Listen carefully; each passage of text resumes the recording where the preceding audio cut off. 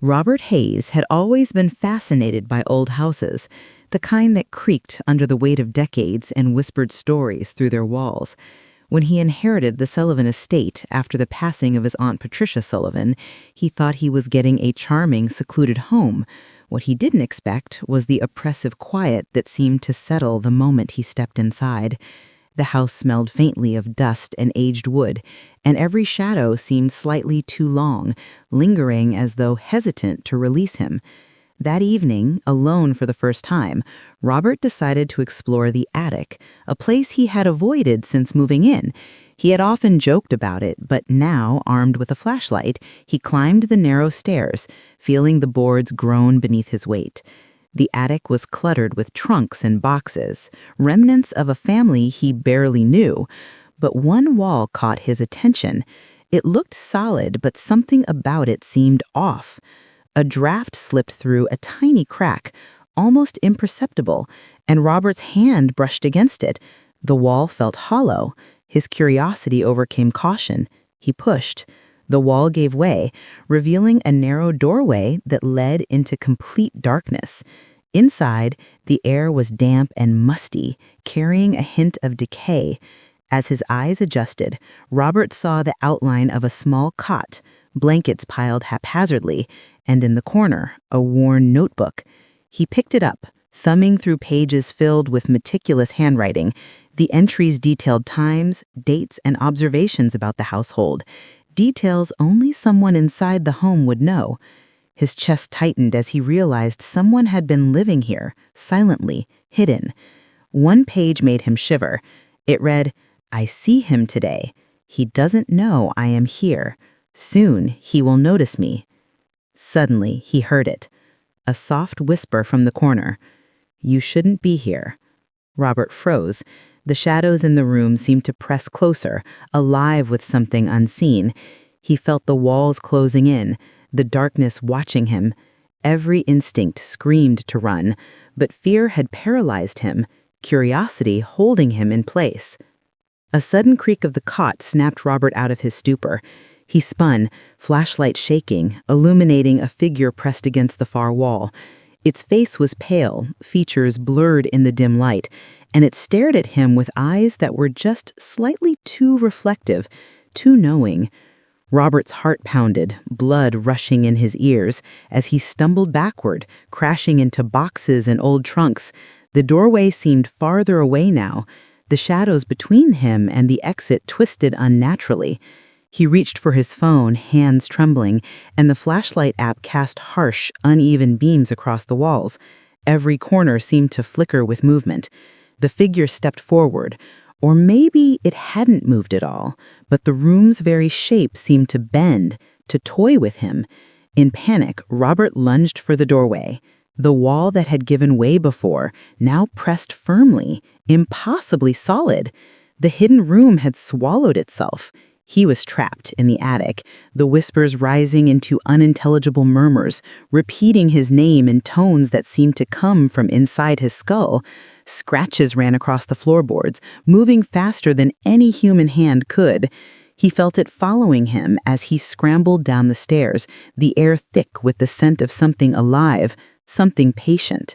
By the time morning came, Robert was exhausted, haunted by what he had seen. He forced himself to check the attic again, hoping against reason that it had been a hallucination, a trick of the old house. But the wall was solid, uninterrupted. The cot, the notebook, the lurking figure, all vanished as though the room had never existed. Yet deep inside, he knew better. He could feel it, waiting. That night, when the moon cast faint light through the living room windows, he swore he saw a shadow slip across the hallway. It was too fast to be human, yet unmistakably there. Its presence lingered, patient and silent, watching. He tried to convince himself that he was imagining it, that exhaustion and the eerie atmosphere of the house were playing tricks on him. But every creak, every sigh of the old house, every flicker of shadow reminded him that he was not alone. He began to hear footsteps in the hall when no one was there, whispers at the edge of hearing, the feeling of eyes tracking him wherever he went. Days turned into restless nights. He avoided the attic, avoided the corners, but the sense of being observed never left. When he tried to sleep, he felt pressure at the foot of his bed, as if someone were lying there, waiting. He heard the soft, dragging sound of movement behind doors that hadn't been opened. One evening, Robert's friend, Marcus Chen, came by concerned about him living alone in the sprawling estate. Robert tried to tell him what he experienced, but Marcus laughed, assuming it was an overactive imagination or the stress of isolation. But that night, Marcus saw it too, a shadow, fluid and unnatural, slipping just beyond the threshold of the living room. He didn't speak, only nodded to Robert in silent acknowledgement. Both men understood the terrifying truth. The house was inhabited by something that refused to be seen, something that had always been there, always observing, learning, waiting. Patricia Sullivan's estate was no longer just an inheritance of brick and wood, it was a cage, and the hidden resident was patient, cunning, and eternal. Robert knew he would never be free of the eyes that watched from just beyond the walls. Every creak, every whisper, every shadow was a reminder that he was never truly alone. Patricia Sullivan had always thought her apartment was safe. It was small, quiet, and isolated from the chaos of the city. But the night she stayed home alone changed everything. Marcus Chen, her roommate, had gone to visit family, leaving Patricia alone for the first time in weeks. The apartment, usually comforting, now felt suffocatingly silent. Every shadow seemed to twitch just out of sight, and the air had a weight to it, heavy and almost alive. She had been working late at the library and returned exhausted, craving nothing more than sleep. As she slipped into her bed, pulling the covers tight around her, a faint scratching sound caught her attention. At first, she thought it was a mouse or some old plumbing, but the sound was deliberate, purposeful, moving rhythmically beneath the floorboards and her bed. It was a slow, crawling noise, almost like claws scraping against wood. She froze, heart hammering. The noise grew louder, circling the edges of the bed as if the apartment itself had become aware of her presence. Gathering her courage, she leaned over the side of the bed, shining her flashlight beneath it. Nothing. But then came a whisper, soft, raspy, and undeniably human. "Patricia?" Her breath caught in her throat. The sound wasn't coming from the walls. It was coming from directly under her. She recoiled, instinctively backing away from the bed, but the whisper returned, louder this time. "Why are you awake, Patricia?" The voice was familiar and wrong all at once, intimate, as if it had been waiting for her for weeks. In a panic, Patricia grabbed the lamp from her nightstand and swung it under the bed. Nothing. The room grew colder, the shadows lengthening unnaturally, stretching toward her like fingers. The scratching began again, faster now, moving under the bed with a purpose she could not comprehend. She tried calling Marcus, but her phone slipped from her hands and skidded across the floor, screen cracked and unresponsive. The sound shifted, no longer just scratching, but a slithering, writhing motion that seemed impossible for any living creature. Patricia's pulse raced. The darkness beneath the bed began to form shapes, tendrils curling and twisting, thickening into something almost solid. Eyes, faintly glowing red, appeared watching her from the shadows. The entity moved slowly, deliberately, testing her fear. Every instinct screamed at her to flee, that the apartment seemed to resist her, doors sticking, windows locked, as if holding her hostage. Hours passed in agonizing minutes. Patricia could feel the presence growing stronger, feeding off her fear. It whispered her name constantly, taunting, promising, waiting. She realized this was no ordinary intruder. It was something ancient, intelligent, patient, and it had chosen her. The crawling under the bed wasn't random. It had been observing her for days, maybe weeks, learning her habits, her vulnerabilities. Finally, she grabbed a kitchen knife and stood over the bed, shaking every muscle taut. The whispers escalated into laughter, faint but cruel, echoing in the corners of the room. Then silence. For a moment, she dared to hope it had retreated, but just as she lowered her weapon, a tendril shot out from under the bed, curling around her ankle. She screamed, stabbing blindly, but her blows passed through nothing tangible. The creature retreated, leaving behind only the whisper, "I'll be back. I know your name." By morning, Patricia was pale, trembling, drenched in sweat. She didn't sleep, didn't dare. When Marcus returned, she tried to explain, but he laughed nervously, assuming exhaustion and imagination were to blame. Yet when he stepped into the bedroom, he froze. The floorboards were warped in places. Tiny scratches and grooves etched across the wood as if something had moved beneath them. The apartment, once familiar, now felt alien, haunted. Patricia knew that night that she could never be truly alone in that apartment. Whatever had lived under her bed was intelligent, patient, and aware. She had only seen a fraction of its power, but the memory of glowing red eyes and whispered words would follow her forever. Every creak, every shadow, every draft would remind her it knew her name, and it was waiting for the next time she was alone. Marcus Chen had never believed in the supernatural. He had always been a rational person, relying on facts and evidence, but the events of the past week had begun to shatter that certainty. Living alone in his apartment on the edge of town, he had grown used to the occasional noises of the city at night, the hum of traffic, the rustle of trees in the wind. Yet every night, without fail, he noticed it, a figure standing outside his bedroom window. At first, he thought it was a neighbor or some prankster, someone staring up at him in the darkness. But the figure never moved, never left. It stood silently, its shape tall and unnerving, entirely black with no discernible features. Its presence sent a chill down Marcus's spine, a cold that no blanket could ward off. Night after night, he watched from behind the curtain, heart pounding, eyes fixed on the impossible shadow.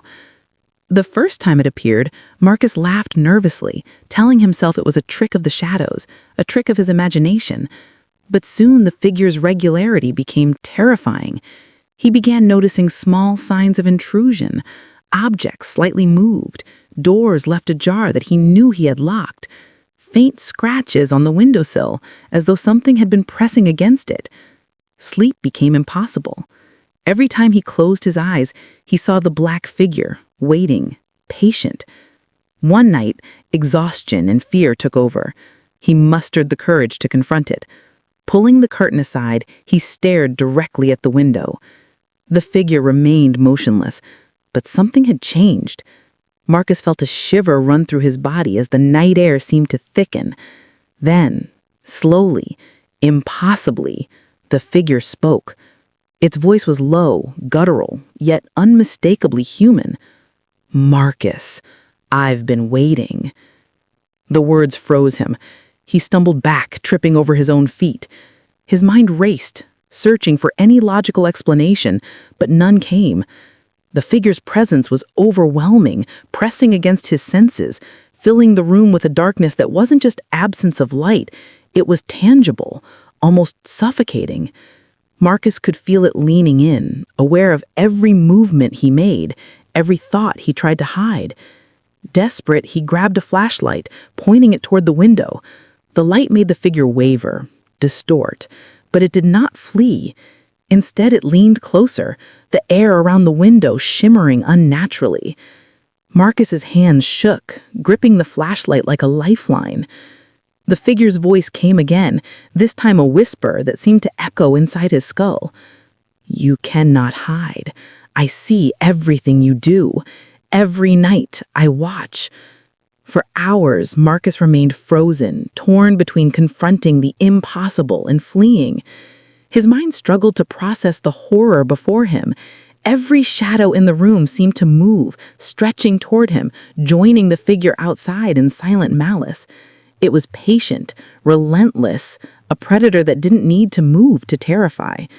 Finally, dawn approached. The figure retreated slightly, vanishing as the first rays of sunlight touched the window. Marcus collapsed, shaking, drenched in sweat. Sleep never came that day, and when he tried to share his experience with friends, they laughed, dismissed him as overworked or stressed, but he knew better. The figure had spoken, and in doing so, had marked him. Its awareness of him was personal, intimate, and terrifying.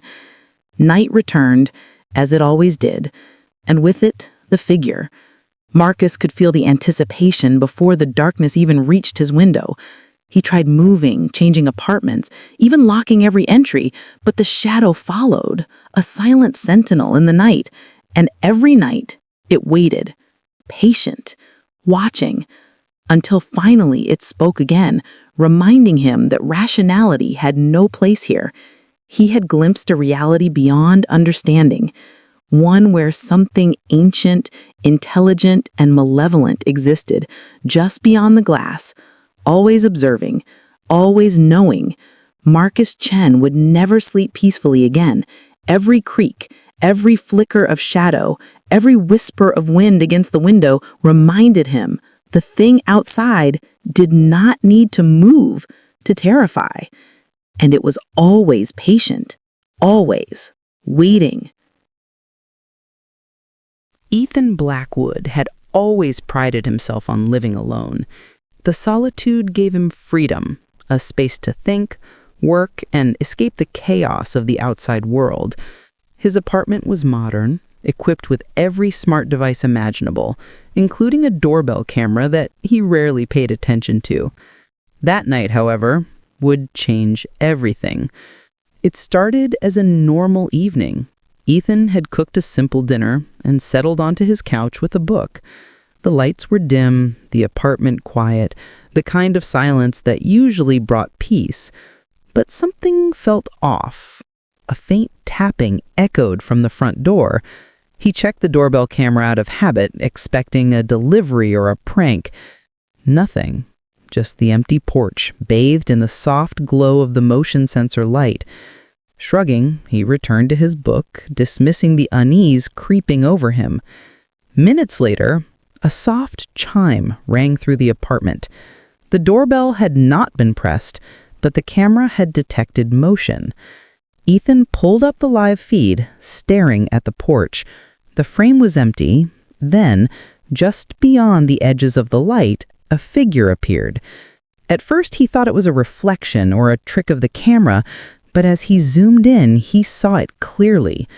A humanoid shape, unnaturally tall and thin, its limbs elongated, moving with jerky, impossible motions. Its face was featureless, a blank expanse of pale skin, except for two eyes that glowed faintly green. Ethan's heart raced. He leaned closer, trying to rationalize what he was seeing, but the figure's movements were deliberate, intelligent. It seemed to be studying him, pressing against the edge of the porch, as if testing the boundaries of the camera's vision. He reached for his phone to call a friend, but his hands shook so violently that the device slipped and cracked on the floor. Suddenly, the chime sounded again. The figure had moved closer, now visible at the very threshold of the door, yet the physical door remained shut and locked. Ethan froze, unable to breathe, as the figure pressed a hand against the glass. Its fingers were impossibly long, ending in sharp points that scraped against the surface.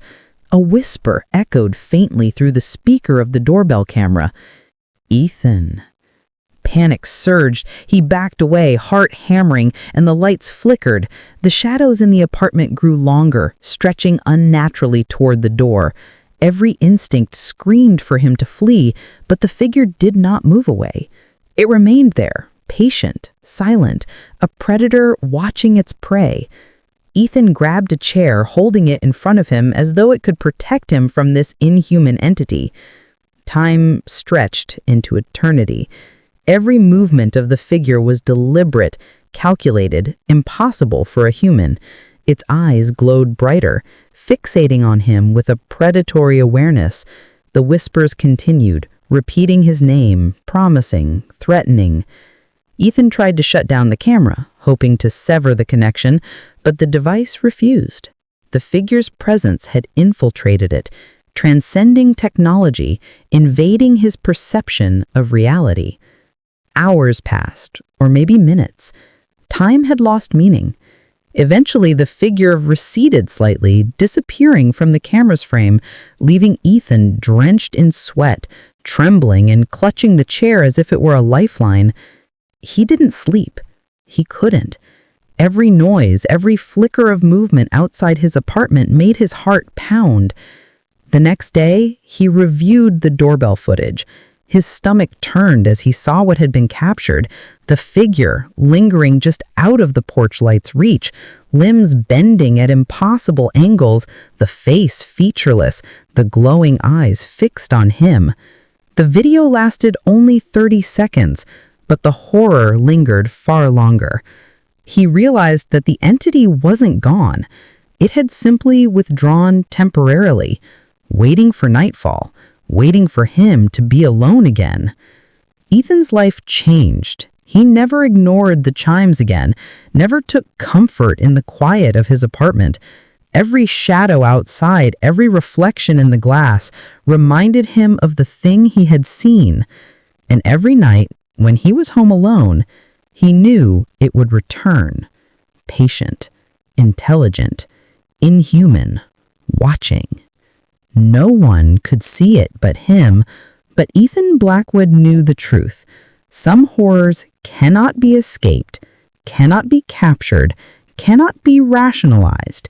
And the doorbell camera had only proven one terrifying fact: he was never truly alone.